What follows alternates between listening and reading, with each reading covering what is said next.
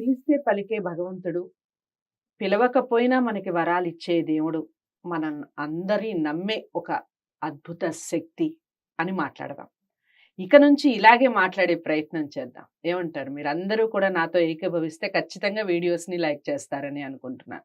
మనం ఒక శక్తిని నమ్ముతున్నాం. ఒక నమ్మకాన్ని నమ్ముతున్నాం. మన నమ్మకమే మనల్ని ద్రోహం చేస్తుంది అని ఏ రోజైతే మనం దానికి సంబంధించి మాట్లాడటం ప్రారంభిస్తామో, మన పతనం అక్కడే మొదలైనట్టు. కాదు అనేవాళ్ళు ఎవరైనా ఉంటే ఖచ్చితంగా కామెంట్ బాక్స్‌లో తెలియచేయండి. ఇక సాయిబాబాకి సంబంధించి చాలా వార్తలొస్తున్నాయి. మనం ఇన్ని రోజులుగా నమ్ముతున్న మనలో ఒకరే దానికి సంబంధించి మాట్లాడుతున్నారు. ఎంతవరకు సమంజసం? అందరం ఆలోచించాల్సిన విషయం.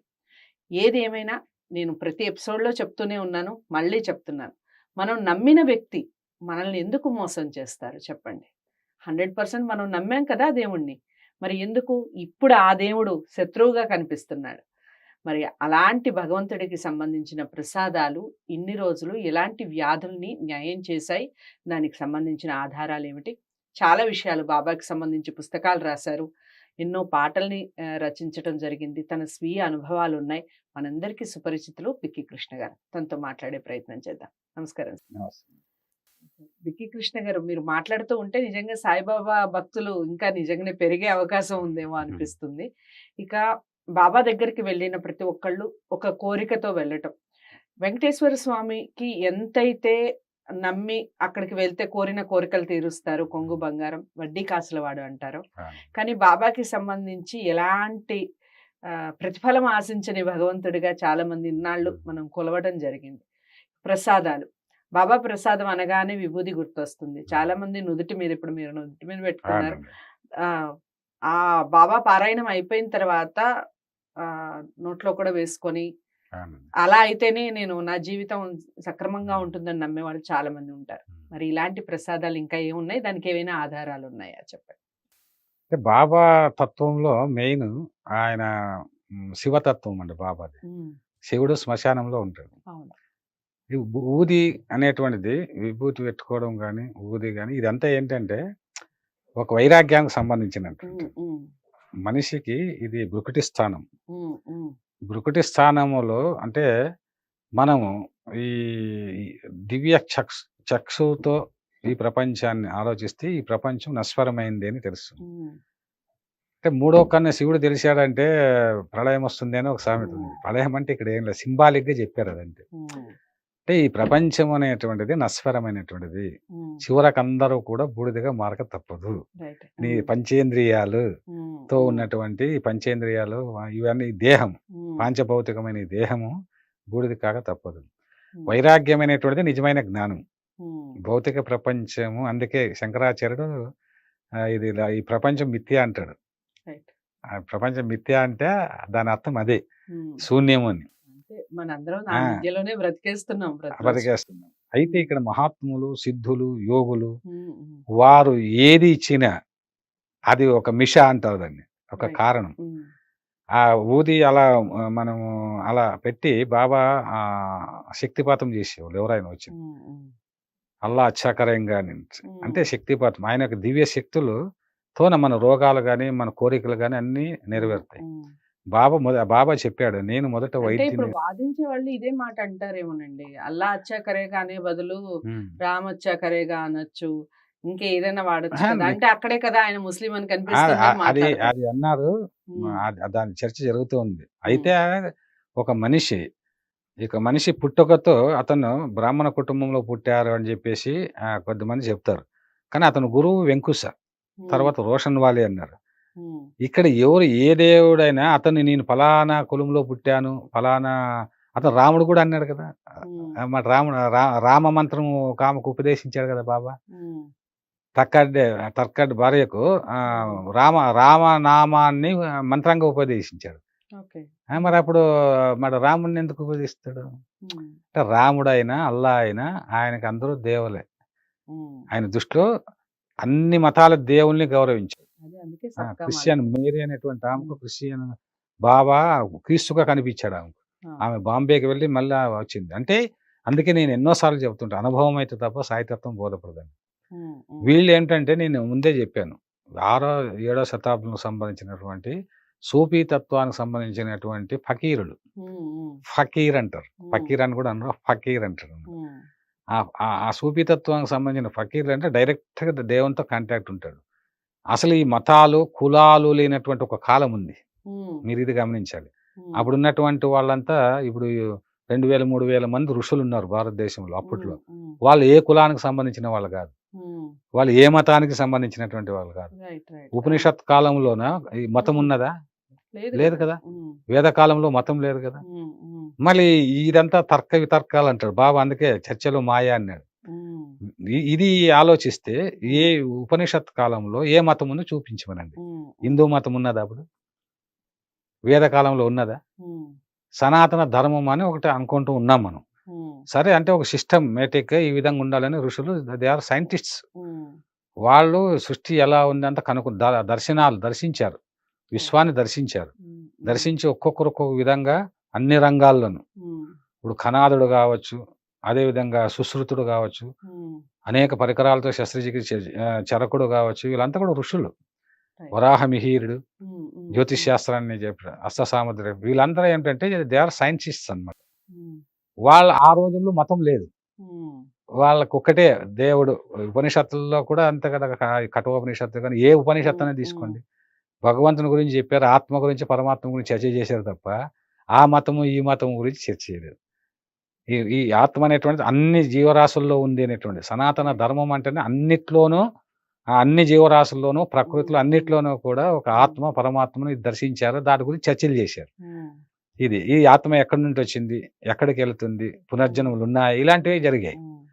కాబట్టి దాని ప్రకారం ఆలోచిస్తే ఇప్పుడు ముస్లిం గురువులు కావచ్చు, హిందూ గురువులు కావచ్చు, ఎవరైనా సరే, చాలా మంది బంబం బాబా గురించి కూడా ఇంతకుముందు చెప్పాను మీకు.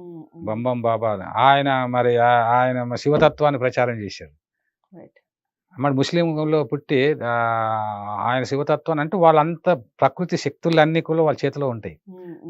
చనిపోయే వాళ్ళని బతికించారు చాలా మంది. శ్రీపాద శ్రీవల్లభుడు కానీ, నృసింహ సరస్వతి కానీ, మాణిక్య ప్రభు రాళ్ళ పట్టుకుంటే బంగారు అయ్యేది.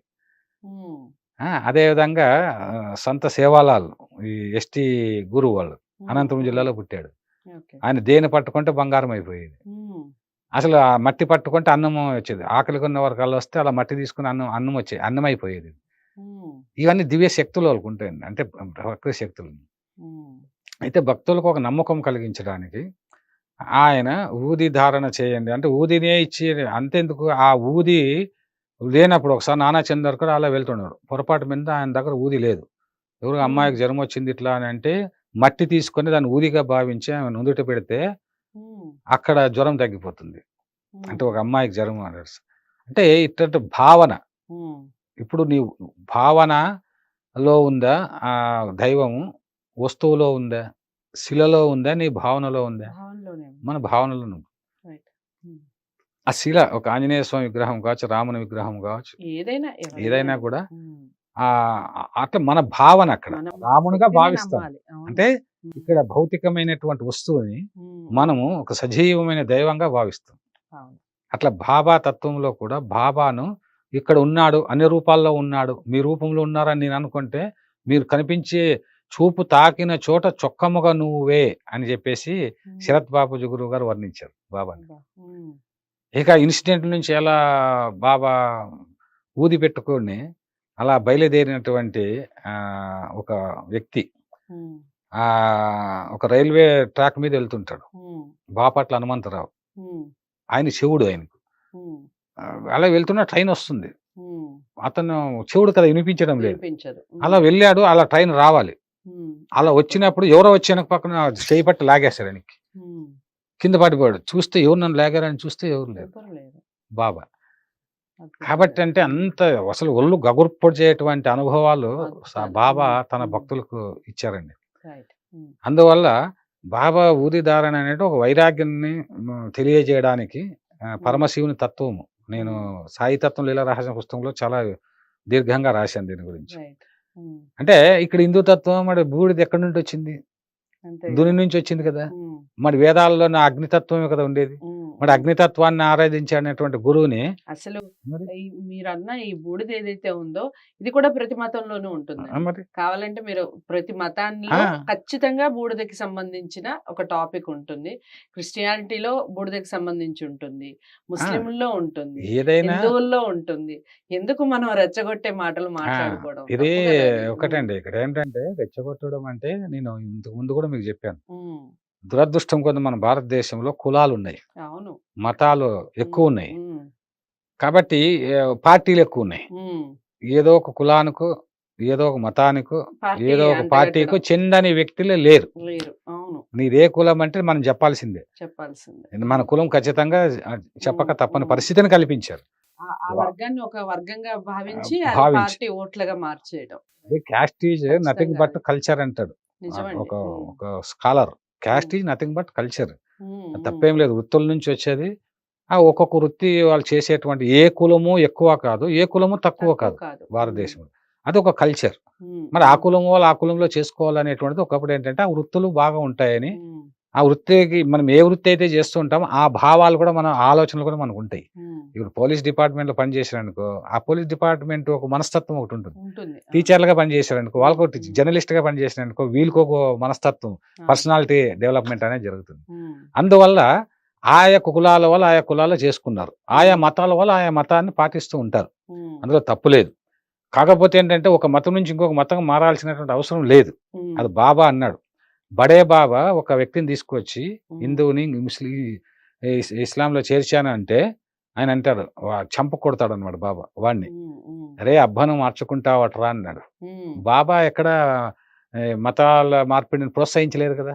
మరి అప్పుడనే తెలుసుకోవాలి కదా. మీ బాబా తత్వంలో ఏ విధంగా చూసినానండి, ఆయన ఒక గొప్ప ఔలియ, అంటే సిద్ధ పురుషుడు. ఆ సిద్ధ పురుషుడు అంటే ఒక అవధూత. అవధూత అంటే ఒక పరబ్రహ్మ స్వరూపం. దానికి అసలు అప్పట్లో ఉన్నటువంటి ప్రధానం, అదేవిధంగా కాపాడే, నార్కే, వీళ్ళందరి స్టేట్మెంట్లన్నీ ఏమిటంటే బాబాను మొత్తం ఇటువంటి గురువు ఇంతవరకు ప్రపంచంలో ఇంత మహత్వం ఉన్నటువంటి, ఇంత సింపుల్ గా ఉన్న గురువు. ఉదయం నుంచి సాయంత్రానికి వచ్చేదంతా దానం చేసేటువంటి వాడు. వచ్చేటువంటి వాళ్ళ ఎవరైనా రాని, అది పేదవాళ్ళు వచ్చినా ధనవంతులు వచ్చినా వాళ్ళకి వెంటనే మీరు అన్నట్టు ఊదే అన్నారు కదా, ఆయన నుదుటి పెట్టి ఆయన తన హస్తంతో శక్తిపాతం చేసేటువంటి వాడు.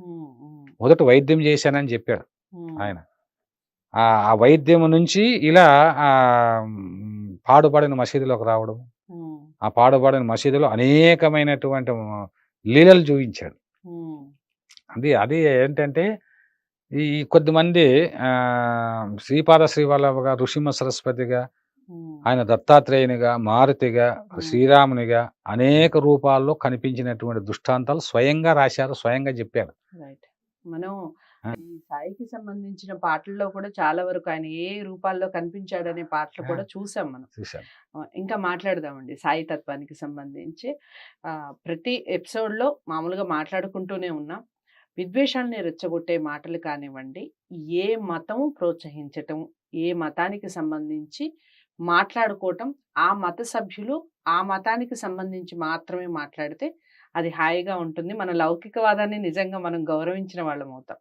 అంతేగాని ప్రతిదాన్ని విమర్శించే రీతిగా వెళ్తే ప్రతి ఒక్కళ్ళని విమర్శించాలి. ఎందుకంటే ఎవరు ఉత్తమ పురుషులుగా ఉండరు, ఆజానుబాహులో ఉండరు. ఈ కాలంలో, ఈ కలికాలంలో ప్రతి ఒక్కళ్ళలో ఏదో ఒక తప్పులు కనపడుతూనే ఉంటాయి. తప్పుల్ని ఎప్పుడైతే మనం ఎక్కువగా ఫోకస్ చేస్తూ ఉంటామో అసలైన విషయాన్ని, అసలైన తత్వాన్ని మర్చిపోతాం. ఖచ్చితంగా దాన్ని రూపుమాపే ప్రయత్నం మనమే చేస్తున్న వాళ్ళం అవుతాం. కాదని ఎవరైనా అంటే ఖచ్చితంగా కామెంట్ బాక్స్లో తెలియచేయండి. ఇలాంటి వీడియోస్ని అందరికీ షేర్ చేసే ప్రయత్నం చేయండి. విద్వేషాలని దయచేసి రెచ్చగొట్టకండి. ఛానల్ని సబ్స్క్రైబ్ చేసుకోవడం మర్చిపోకండి. మరో మంచి టాపిక్తో సాయిబాబాకి సంబంధించి మాట్లాడే ప్రయత్నం చేద్దాం. నమస్తే.